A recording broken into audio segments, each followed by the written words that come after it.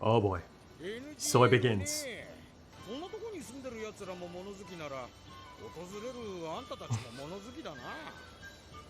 Leave them be. Let them be.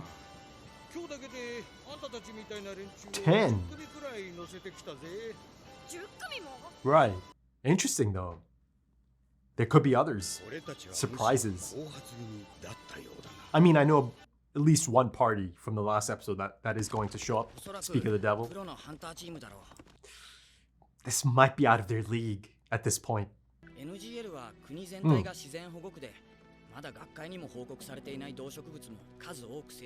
So it really kind of is like Skull Island, isn't it? Yeah. Oh. Beautiful shot. They're an item, aren't they?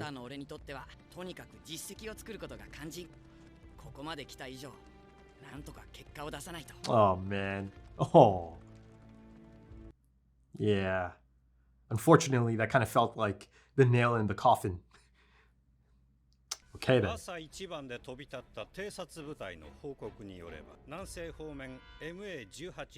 Hey, is that not the narrator?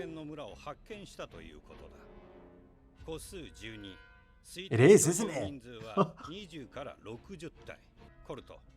Cold. Peggy. Makes sense. G2? It all makes sense, I suppose. Zazan, that's a unique one. Scorpion?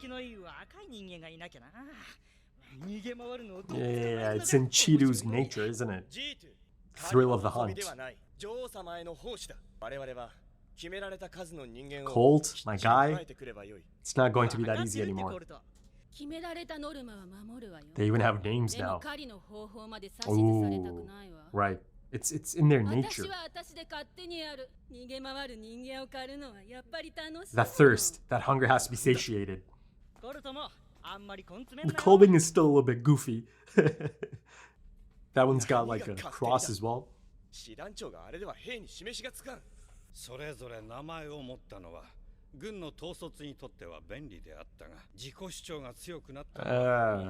It was a slippery slope.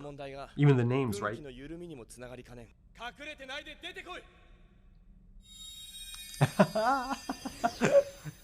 He's got like a hoodie outfit on. Hey, that's Miluki's theme, in my mind.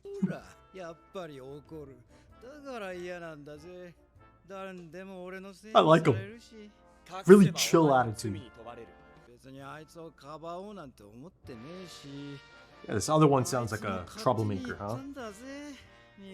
Ugh. Ooh. The hunt is on.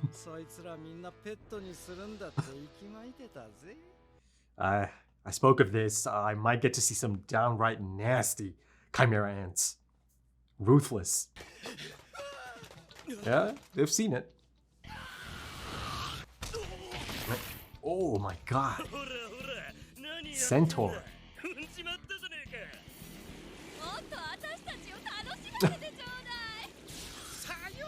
Oh god.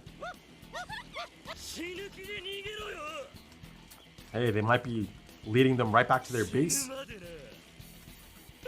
Yeah, the thrill of the hunt.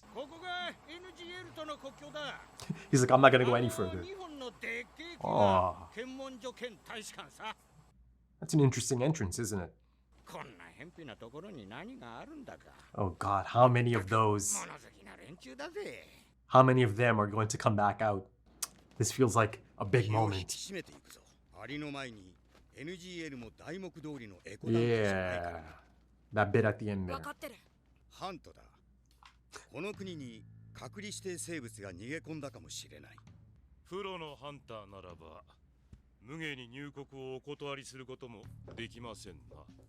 Oh boy. Hey, look at this. I mean, it's kind of like an embassy, right? NGL 国内ではないですからね。外交業務として主に情報交換にし。That's actually quite grounded, realistic. 同じような施設はあるか。い If you say so. 服、ベルト、靴、下着などにプラスチックや化学繊維、金属が含まれていたら That's quite a bit. ここで裸になれっていうの？ご心配なく。この上に天然素材の Of course, for sale upstairs. But again, it's your choice to come in. 歯科治療のインプラント、金、銀、成形のシリコンゴムなどを有し That might rule maybe one or two of them out, right? Hey, hey, only 5. Oh, 2週間以内に一度ここに戻り you four might be the lucky ones. 了解。こちらで身体検査 Physical, and yeah, this is really quite grounded. 金属探知機と X 線装置。 Yeah, yeah, さらに超音波装置での検査を受けていただきます。 yeah, makes sense. 以前体内に部品を埋めて銃を持ち込んだ方 Up their いらっしゃいま bums. してね。直腸にカメラや携帯電話を隠すのが当たり前。入国した後で訓練した動物にノートパソコンを運ばせようとした方もいらっしゃい That ます could be interesting. The actual scans? お疲れ様でした。さあどうぞお通りください。 Oh, this is it. That felt. Oh. ようこそ NGL へ。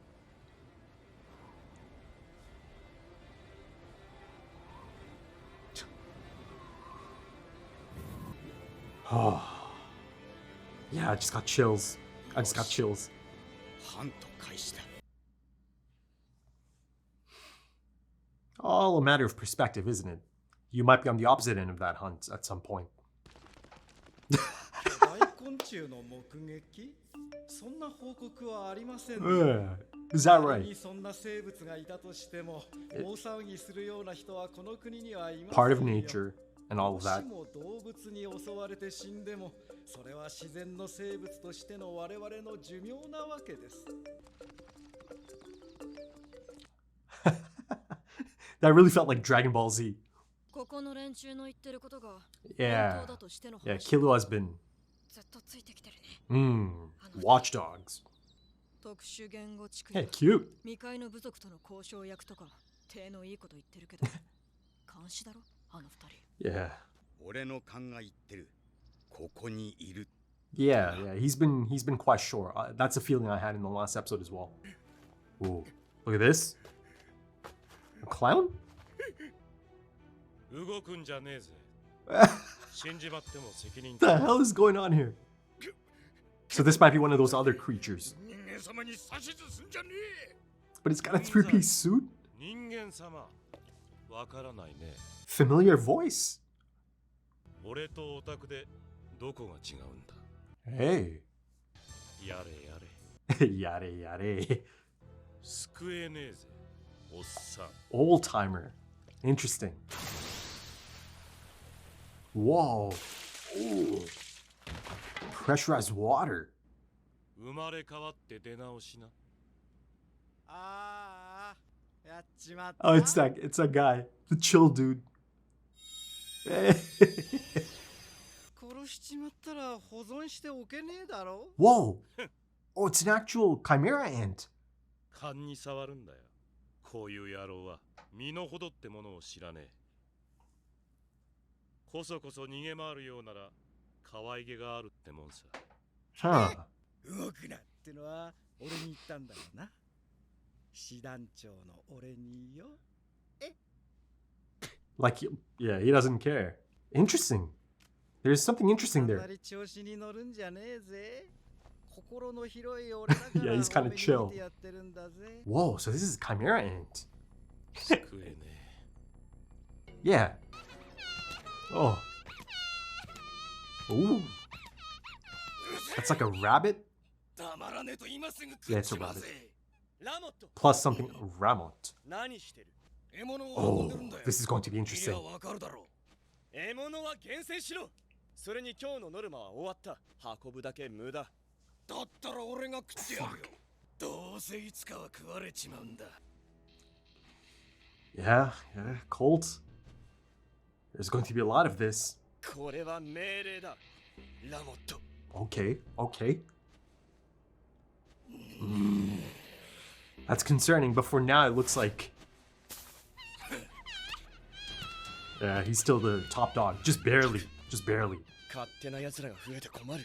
How long before? Ooh, acquired a gun, an actual.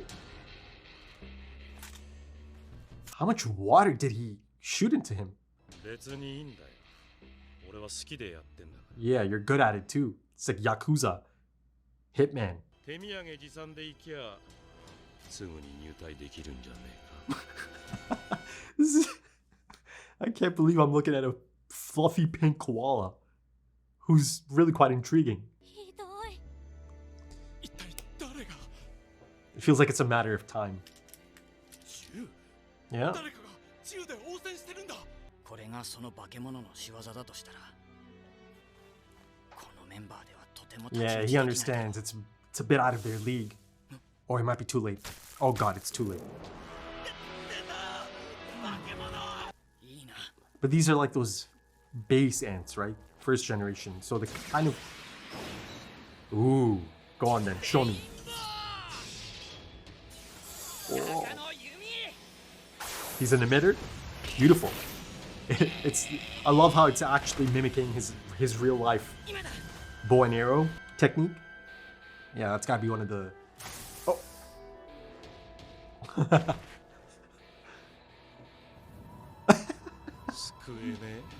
Yeah, yeah. Fascinating. There's something interesting here to be explored. とりあえず他のプロハンターに連絡を取ろう。頼むポンズ。わかったわ。 Ooh, look at that. Oh, it is the base. It's kind of built in. Ooh. It's like a spider? I mean, a lot of them are just mixes. Oh god, the voice. Deep inside? Is this it? The last stand? Who's back there? Is that, God damn it. The name. 暴走するキメラアントたちはついにこの国の影の支配者にまで迫っていた風雲急を告げる NGL ゴンたちは今その真っ只中に足を踏み入れようとしている。Yeah. Oh boy. Oh boy. Oof. This is it. I'm into it now, proper. Okay, episode 79. I mean, just thinking of that number, it's kind of insane. It's kind of crazy. I've got episode 80 up next. 80 episodes into this anime. Huh. And even though it is a significant number and a significant amount of episodes and a significant amount of story at this point, you know, this arc is just beginning, right? And even if it is just beginning, I've already had so much, right? I mean, at this point, it is essentially the Chimera Ant Show, isn't it? And listen, I don't mind it. I don't mind it one bit.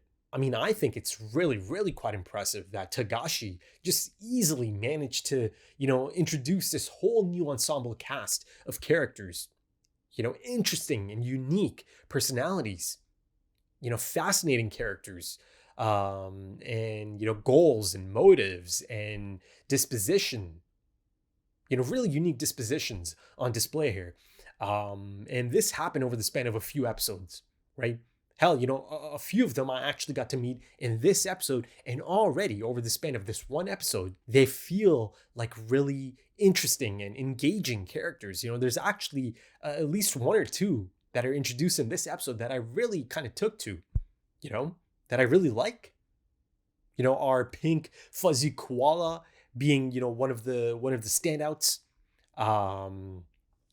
You've got the really chill squad leader, Melanin or something along those lines. Melanin, you know, close enough. But yeah, you know, I'll need maybe a few more episodes of actually hearing the name out loud, and then maybe I'll, you know, get a grasp on that. You know, then there's Yunju, right? You know, Yunju and his I don't know, his crew. I mean, you know, it's quite the obnoxious crew, isn't it? Quite insufferable, even. But yeah, they almost already kind of feel like a faction that's kind of splitting, right? They feel that different. One of the things that's a little bit tricky is to kind of know how long they've existed, right? Because again, you know, they don't come out in baby form or, baby Chimera ant form. So, some of them actually might have been born not too long ago. But again, that being said, it's been long enough that now they do have an understanding for, some of these squad leaders and the mannerisms, the really specific traits that are inherent to a lot of these Chimera ants. Zazan is another one that really stood out to me, especially because, alongside Colt, and of course, I get names in this episode, and, names are a big deal, I think they are about to play a major role. They already are playing a major role. But going back to my initial point, alongside Colt, Zazan actually looks the most human, right? Actually, Zazan looks even more human than Colt. So yeah, Zazan's another standout. But, going back to the chameleon, even though he's really quite laid back and takes a bit of a different approach, right? Bit of a hands-off approach. You see a little bit later on, alongside the pink fuzzy koala, whose name I didn't really get. Interesting. Or did I? Did I? Goddamn, I'm drawing a blank. A bit of a brain fart moment. I'm not sure. It feels like I didn't get a name. But you see in that scene, it's like, okay, you're giving commands to the leader. And then, of course, the koala just turns around and spits. But, he almost kind of reminds him, at the end of the day, I still am the leader, even if it is a bit of a hands-off approach. And, even if I do kind of let you do your own thing, though, it's not even a matter of letting him do his own thing or it do its own thing. And I'm speaking of the koala, because ultimately the koala has his own agenda, doesn't he? He couldn't care less about supplying the queen, right? He couldn't care less about this incoming king. And the thing is, the koala isn't the only one, right? There's a handful of them that simply do not care about the queen and that whole mission, right? There's the rabbit, right? Though of course, there's a bunch of different things that are a part of the mix, but there's usually one dominant trait that kind of stands out the most. So for again, the koala, it's the koala that stands out. But of course, there's other mixes in there, and maybe it even shows in its ability. I mean, essentially, this koala has the same ability as, a mechanical gun, right? And again, there's quite the interesting scene a little bit later on, right? The koala actually kind of studying this contraption, right? But you see, he almost immediately tosses it, right? Because the thing he has, he must, think that, okay, my ability is far superior. I don't need this, right?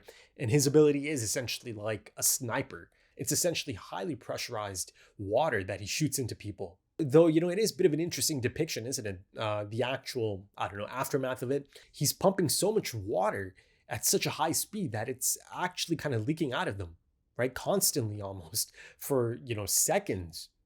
And you don't see any blood. Essentially there should be some blood leaking out as well, right? But yeah, it's interesting. Everything about this koala chimera ant, who I actually didn't think was an ant initially. I thought it's one of these, unique creatures that Poco kind of alluded to. So initially I thought that Togashi is introducing, some of the other, creatures that are native to these parts, right? And then how they might interact with, these chimera ants and I suppose humans as well. Now, the one person that the koala does kill is, I suppose that's someone from, one of the 10 parties of hunters that showed up. And that's an interesting one because you don't see any of those other parties, right? The only other party that you see is Poco and Ponzu, who unfortunately, as expected, do have their first run-in. Right, but again, they kind of lucked out because it's like the Gen 1 soldier ants, right? The foot soldiers, the ones that can't really even communicate. I mean, they can communicate, they just can't speak like humans, like most of these other ants now, these other hybrids. So they lucked out there, because Poco had a great showing, right? I see his emission technique. It felt like it was really quite fitting, really quite on brand for him. And I believe it's called the 7 Spectrum, right? And then this one specifically, he names the red arrow, right? And the moment it makes contact, it ignites, right? Kills with fire, I suppose. So let's see, how many of the other 6 I do, get to see before. Again, I do expect Poco and unfortunately Ponzo to die as well. unless over the span of the next episode, or if they can survive the next episode into the episode after that, maybe they do run into another party. Maybe they do possibly run into Kite's crew, right? That has dwindled down to 5, right? It's an interesting thing to even kind of ask yourself. Given the really stringent criteria, the really strict border control policies and rules and regulations and all of that, it's kind of fun to ask yourself, could you get through all of that? I think I should be able to get in. I don't have any implants or silicone enhancements. It's interesting that they actually even specified that, right? Because to me it kind of felt like, okay, silicone is kind of altering your body. Now I might be off the mark here, but my initial thought was breast implants, right? It's not natural. And then of course there's a list of things, right, that they go down, and then beyond just a list of things, items and all of that that might be on your person, there's actual things that might be a part of your body, right? So it goes to another level. At the end of the day, it really kind of feels like it's structured in a manner to let in as few as possible, right? And I'm sure, much like how Kite's crew is kind of split up here, I'm sure many people don't end up making it in, right? And again, it all kind of feels like it's by design, right? Because again, there's all kinds of other shenanigans going on. But yeah, I'll come back to this and focus on this section a bit more in a bit. But, going back to my initial point, these 10 other teams of hunters. So, this kind of goes into the whole, timeline or time frame component of this. I'm not airtight on it at this point, to be honest, because it could easily be the case that I was about to say that many of these hunter teams might have been decimated already, might have been fed to the queen already, but then again, I had to remind myself that they all came in the same day, just earlier on the same day, like now, right? But there still is a good chance that many of them might have been already taken. But I'm not sure if any of them might have been taken and then new ants might have been born already. I know that might take a few more days. But yeah, it'll be interesting to see if there's any surprises, if there's any familiar faces that do show up, right? 10 teams is a lot. Make it 9, I suppose. Now, going back to Pokel and his display of Nen, and again, not only just a display, he actually killed these, soldier ants, the Gen 1 ants. So I'm sure, in the next episode, there is going to be a bit of a follow-up, the aftermath of this. Some of the higher-ups kind of coming together and kind of assessing the bodies of these ants. And then, of course, based on any assessment, they might, come to the conclusion, okay, there's a different level at play here, a different level of human that's at play here, right? But this all kind of hinges on the other hunter teams, right? You have to be pro hunters to get in, right? The 2 men that greeted, I almost said Kite and his group, they said, if you're pro hunters, they cannot deny you entrance or entry. So the other teams do need to have pro hunters in them to get in. And if you're a pro hunter, that means Nen. So it is entirely possible that they already kind of ran into some of these hunters who might have used their Nen to kind of fight off some of these ants or try to fight off some of these ants. But again, that being said, there's really no mention of any of these other hunter teams, even by the Chimera ants. There's no mention of, this new type of, attack that they might have suffered or come across, right? Just, 2 episodes ago or a few episodes ago, or the episode before this, they had the drug army soldiers that ambushed them, right? And they had their rifles, right? Machine guns and all of that. And also on that front, the question now becomes, so, is it a case of them smuggling these guns in from, neighboring countries? And I believe the one that's a direct neighbor is Rocario. At the end of the day, there's only really 2 options, right? Either you smuggle them in great quantities, or, they're actually in here manufacturing all of these guns themselves. Now, that one seems really unlikely, right? Smuggling seems to be the more, I don't know, realistic possibility here, because, to actually manufacture all of these guns, you're looking at a whole operation here, right? Like at an industrial level. I mean, the infrastructure required to actually manufacture guns, at that level, at that capacity to, arm this entire army of sorts, this drug army. It's quite a bit, right? It's a full-on operation. And the thing is, it is a possibility. I'm not completely ruling it out, because it's so clear at this point. It's clear to people like Kite and Killua as well. They're really quite skeptical of it all, right? Because at this point, it's safe to say that for the most part, it is a cover, isn't it? So these kind of things can go on behind the scenes. So yeah, who knows? Maybe, alongside the industrial scale manufacturing of this drug, D2 or D squared or DD, they might have infrastructure in place for guns as well, to manufacture guns. I don't know. But my first thought was, okay, they're kind of smuggling it in. So yeah, let's see if I get a better look at some of the infrastructure now. Right now that, Yunju and his two sidekicks made it in, right? Quite easily, really quite easily. Guns are just kind of useless at this point. But also the thing is, it appears that Gyro, goddamn, it was driving me nuts. I simply could not remember the name. But yeah, this drug lord, this kingpin, this Pablo Escobar figure kind of let himself get cornered, by this threat in his own backyard, essentially. Right? He's the king here. The big dog, the head honcho, right? But he got cornered. It's a little bit surprising, to be honest. Now he's got, two soldiers guarding him. Of course, that's not going to be enough. Those poor bastards are going to get ripped to shreds in no time. Because right now they're just kind of like playthings, right? And throughout the episode, many of them are just being hunted for sport. So yeah, let's see if this actually is the last stand for the king of this nation, of the NGL, right? And, a little bit later, I do want to kind of touch up on the neighboring nations, the countries, right? On that island, because it is this island, right? It's kind of secluded, but it does have other nations on it. It's not just the NGL. And I do believe it is going to come into play at some point, right? Once the news of this threat actually does kind of spread, and how exactly are they going to react to this? Are they going to have enough time to react to it? Is it going to be too late by the time the news actually breaks out, right? Is that island just kind of doomed altogether to just be taken over, to be infested by the Chimera ants?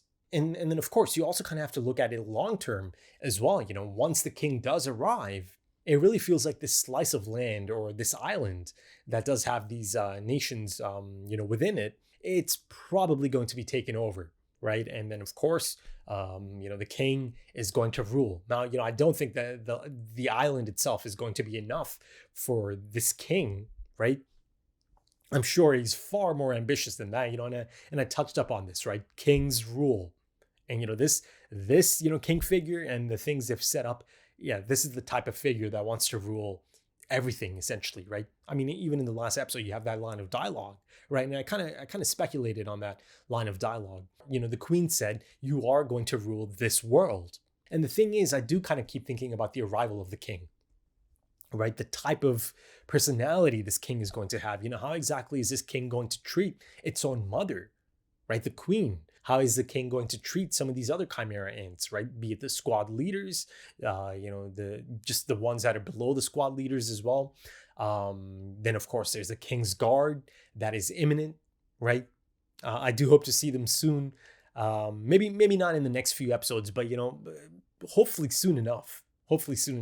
And then, of course, there's a really, crucial and critical component of the nutrition that's going in, right? And at this point, it's pretty much, adult humans of, all kinds of different types of humans, right? And now, at this point, the queen's diet includes these, soldiers, the foot soldiers of this drug army, right? Really specific type of people. Though, it's entirely possible, given the scale of the army itself, that there might just be a lot of them in there that are just normal people, normalish people that are just kind of, this is just a path they had to take in life, right, to survive. But I'm sure there's many of them. I'm sure there's many of them that are, again, ruthless, right, nasty. And, I see that already kind of reflected in, Chimera ants like Yunju and his crew, his sidekicks. But, the crazy thing is, Yunju and his two sidekicks, again, all of them just batshit crazy. They're actually already like this before any of these, drug army people got consumed. And now, potentially there's a big meal on the table, right? In Gyro, right? The head honcho, the leader. This is a different type of mind. This is a different type of person altogether. To rise to this level, just to execute this type of lifestyle and operation. It's a different type of person, right? So, if that goes into the diet, then you've got a recipe for something really quite spicy, right?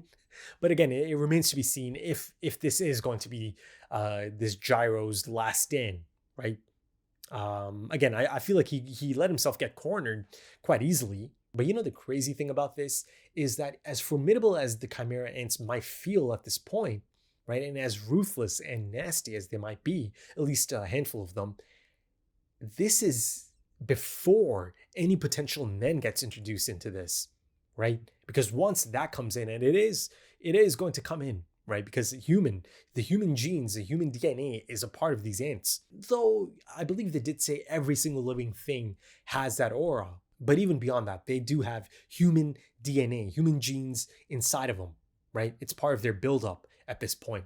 So Nen is not too far off. And again, like I discussed a little bit earlier, they are going to be talking about the manner of death, right, for some of these ants, right? Because Poco took them out through Nen. So at the least, they are going to know that there is a different type of human out there, right, that uses a different method of killing.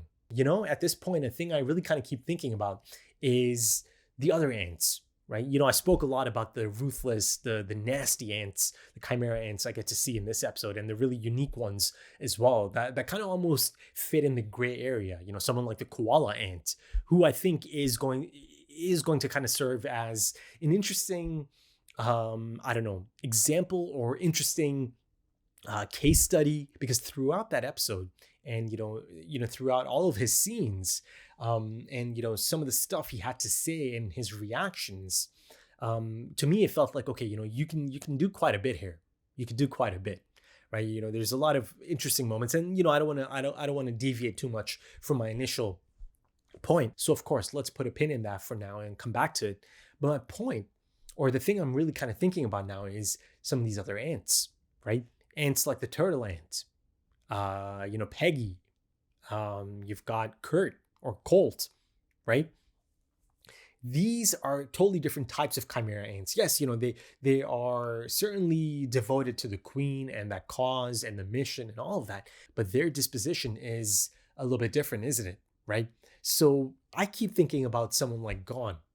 I think I may have actually discussed a bit of this in the last episode's discussion. I'm kind of drawing a blank here. I might be repeating myself here, folks. You'll have to forgive me if I am. But, once again, after seeing, the colorful collection of ants I saw in this episode, the ensemble cast, you think about someone like Gon, and you think about, him coming across someone like Colt or, Peggy or the turtle ant, right?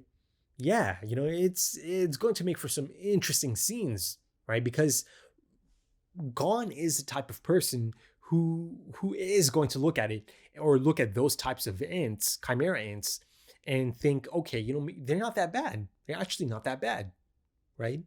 And again, I'm speaking of the ones that are not as nasty as Yunjin. So yeah, I'm really quite excited for any potential run-ins, with Gon and these Chimera ants, right? And his take on them, his first take on them, and his opinion of them. Or the different types of ants he might come across, right? That, that all kind of, again, hinges on him actually getting to meet many of these ants, the different types of Chimera ants. I'm guessing, and I'm certainly hoping that, they do come across Colt at some point, right? And then, there could be that could make for a really interesting scene. If they actually do kind of get to sit down and talk. I mean, at this point, it feels unlikely, but, again, anything can happen. A lot of things can happen, and there might be a situation that might give them a chance to maybe talk. But yeah, let's focus on Colt and his role in this episode. His struggle, as expected, his struggle in this episode, right? Given all of these personalities, it's at this point, it's not really a hive mind military structure, right? It's just not. It's a society. It is a society, and you see in this society there's a lot of unique individuals. And Peggy and Colt, they're not they're not the biggest fans of it. They're not. And Peggy kind of almost, I don't know if he regrets the idea of names, though it wasn't really Peggy's idea to bring it up to the queen. It was a turtle ant. And earlier in this episode, or in the opening stages, in the recap, it shows us once again that shot of Peggy, right, listening in. To me, it kind of felt like Peggy might be thinking to himself that, okay, is this going to be a good idea at the end of the day? That was kind of my read on it. And it's interesting that they do focus on that scene once again in the recap, because a little bit later on, you see that Peggy is kind of thinking about perhaps some of the negative connotations of, people having names, right? Like I said in the last episode, there's power in names. There is. The thing is, at this point, Colt even kind of reminds me of Jon Snow, like a Jon Snow-esque figure, loosely, right? Jon Snow, he's this, beacon of moral goodness, right? And he's at the Night's Watch. And yeah, it's quite the collection of characters and personalities, ambitious people. It can be a cutthroat setting, and unfortunately, yeah, it does end up being a cutthroat setting, doesn't it? But I don't want to go too much further into that, and that's one of the reasons it is kind of reminding me of Jon Snow's situation, because now you see that there's actually Chimera ants out there that could potentially make a move against Colt, right? They could be pushed to that limit that they might just say, fuck it, I'll do it live, and they might make a move on him. Someone like that rabbit, the rabbit Chimera ant, right? Ramon or Remote? Remote, something like that, right? I think I'm close. So, you see, he pushes Colt right to the edge almost, right? He pushes him as much as he can, right? And this is around the time he's got a toddler. Colt kind of sweeps in and reminds him that he has to be more selective, that this toddler, this small human is not going to be sufficient anyways. And, they've already met the quota for the day. So, this is just pointless. And at that point, Ramo decides to push his buttons a bit. He's like, I'll eat him then. I'll eat him. Maybe I deserve to eat this little human.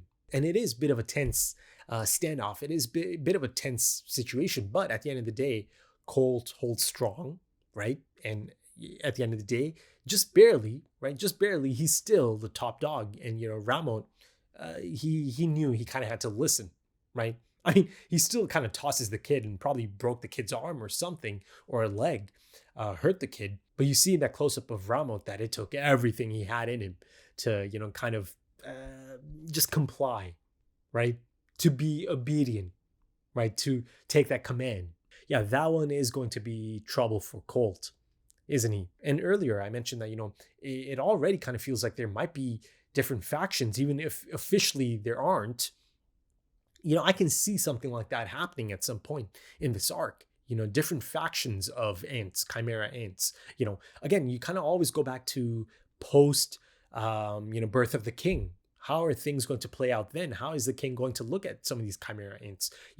Could there actually be a split? Maybe there could be a bunch of ants that don't really see eye to eye anymore, that don't really even care about the king, right? Maybe they might split up. Maybe they might split from the group. And, I spoke of ambitious Chimera ants, right? Ambitions and radical ideas and notions. Yunjin certainly fits the bill, right? And yeah, again, like I mentioned, Ramon might take it upon himself to, have a go at Colt, maybe at some point, try to jump him, try to get him out of the picture at some point. So the fact that many of them just really don't care all that much about the queen and this incoming king, there could be some interesting moments coming up. I mean, the thing that's clear at this point, and it was clear even before this point, is that, of course, because of, unique personalities and individuality, of course, there is going to be conflict, interpersonal conflict, all of this internal conflict.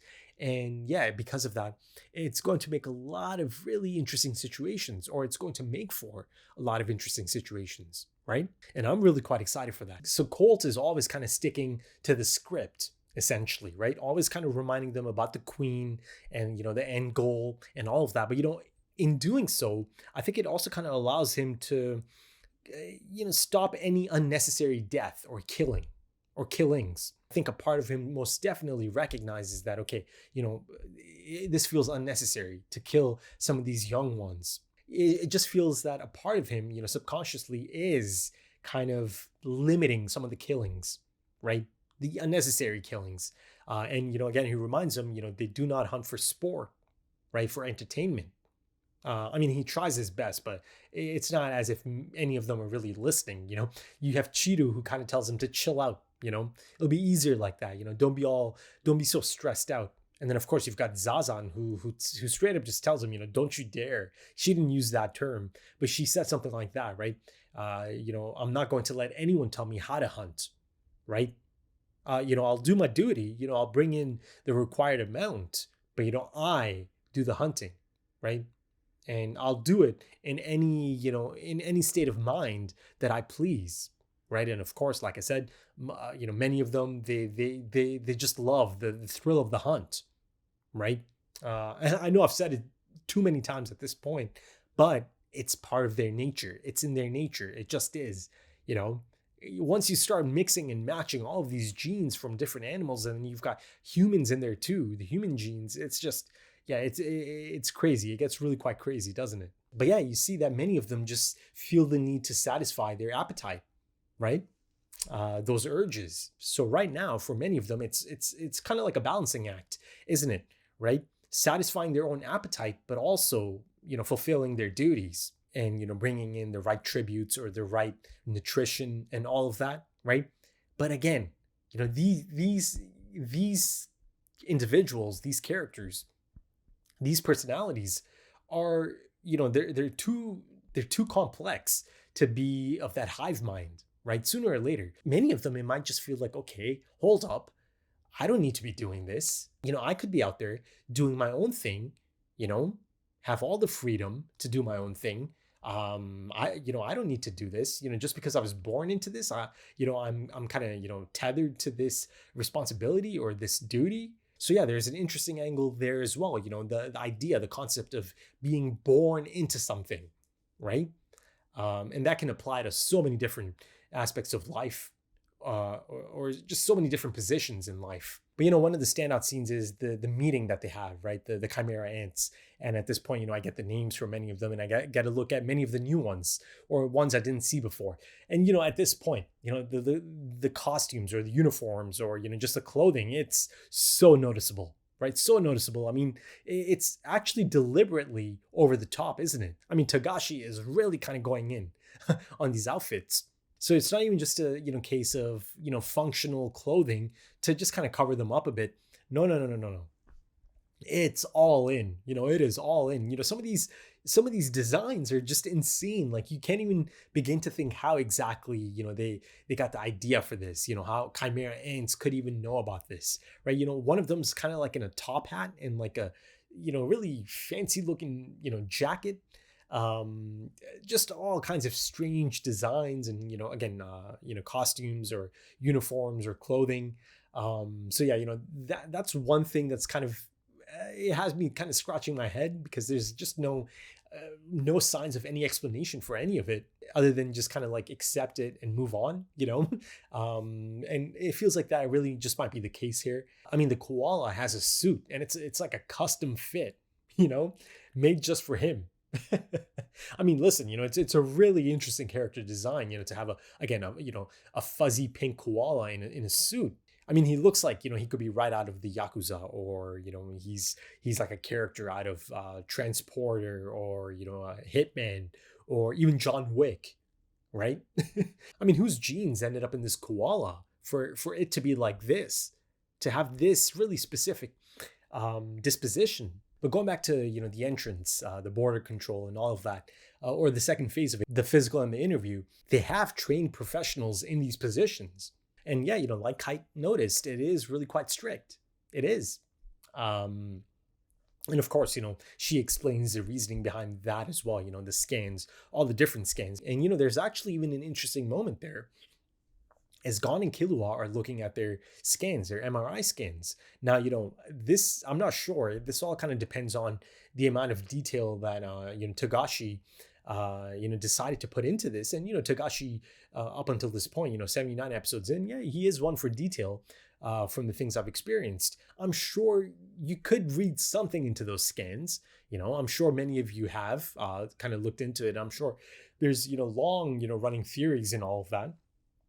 So, you know, this is something I might look into, or maybe you could kind of tell me about if you've already kind of looked into it, if those scans actually give you anything about Gon and Killua. And of course, I felt that it was really quite fitting that these two huge, massive trees kind of serve as a checkpoint, and the embassy, the border, and all of that. And then, you know, they actually go through the trees, you know, from tree to tree to the next, you know, checkpoint, I suppose, until they finally exit. And, you know, that's quite a scene. That felt like a major moment of the story of this anime, right? There's that beautiful pan shot from, you know, up top in the sky, pans down to Kite and the rest of them taking it in, right? They've made it in. And, you know, I had chills at that moment because I knew, you know, once they go through that, you know, exit, and again, you know, even that moment itself, the presentation there, you know, it just felt important, you know, it felt significant. And, you know, again, that beautiful score kicking in as well. I mean, at this point, it's truly into the arc, isn't it? You know, beyond the beginning stages of it, the setup stages of it, I'm in it proper at this point, right? Into the belly of the beast, right? Into the heart of darkness and all of that good stuff. Allow me to go back to the map for a bit. You know, the Methane Union. And that includes of course, the NGL region and Rocario, right? The neighboring nation. And then, you know, the other three are Republic, or they have Republic in its title. I know one of them is, you know, East and West. And it kind of almost looked like Gorenu's name, you know, but it had a T in it, I believe. And then there's another one that I'm not quite remembering at the moment. But yeah, you know, like I said earlier, they are going to get dragged into this sooner or later, just due to proximity, right? And then, you know, of course, once the king arrives, that's going to be its own, you know, thing. So it'll be interesting to see if they actually even show me these nations, right? Once they do kind of get to find out about the threat. So maybe I can have a look at the infrastructure. You know, how different might they be? I mean, they are going to be really quite a bit different than the NGL. I know that much. And, you know, in that sense, much more modern in terms of, again, the infrastructure and, you know, any potential plan of action. But also beyond that, you know, for a few episodes now, I've spoken of the scale of this arc, just how much of a reach this threat might have, the Chimera ants and the king and all of that. It's a global level thing, right? Again, you go back to the line of dialogue from the last episode, the queen, right? To the unborn king. So, you know, how long before the big dogs, the top dogs begin to find out about this, begin to learn about this? And by top dogs, I mean the Hunter Association, right? Netero, and the people that are a part of that, right? Of that hierarchy, and, you know, important people that are going to, at some point, going to have a say in this, that might actually have to implement a plan at some point, right? Sooner or later, you know, they're going to need to know. But to end it off, let's go back to the koala. Like I said, this is a character that has a lot of potential here. You can just see, through this character, you are going to get a commentary, right? A running commentary, because I feel like that one line of dialogue, how are you and I different? That is going to be a recurring theme of this arc, I think, right? Given, again, the nature of these Chimera ants and, the lines being blurred. I'm actually really quite excited about the potential of this character and, the themes that might be explored, right? Like I said, a bit of a case study. I mean, I keep thinking about the person that was consumed, right? To end up being a part of this koala's DNA, right? The build of this koala, right? And then, of course, its disposition and all of that. It almost kind of feels like it might not even be a local. I mean, it's certainly not one of the locals. It's not a villager, is it? No hope is something the koala kind of reiterates on a few occasions, at least 3 times, I believe. And he even tells, the one guy, to try harder in his next life, right? In his next reincarnation. But the thing is, this idea of no hope, it's not directed just at, the humans. He even said it at one point once the laid back squad leader kind of walks out of there. And ultimately, I do think it's a strong first impression. It really is. Once you kind of get over the really bizarre nature of it. Because at first, it's really quite bizarre, seeing this koala in a suit, in a 3-piece suit, and, its mannerisms. But, the mannerisms almost make them so intriguing almost immediately. The thing is, at first I saw the shoes and I actually think I said, clown? Is that a clown I'm about to see? But yeah, I think that's a good point to sign off. If you enjoyed that, consider dropping a like, consider dropping some comments, give me your thoughts. If you are interested in early access or, timer-based full length, of course, full opacity, consider checking out the Patreon page and potentially supporting the channel as well. The links are in the description and the pinned comment. Also links to social media if that's your thing. Right then, thank you so much for joining me, folks, and thank you for your time, because time is precious. It really is. And I do hope to see you again soon for episode 80. Even that kind of feels like a milestone. It does. Until then, take it easy.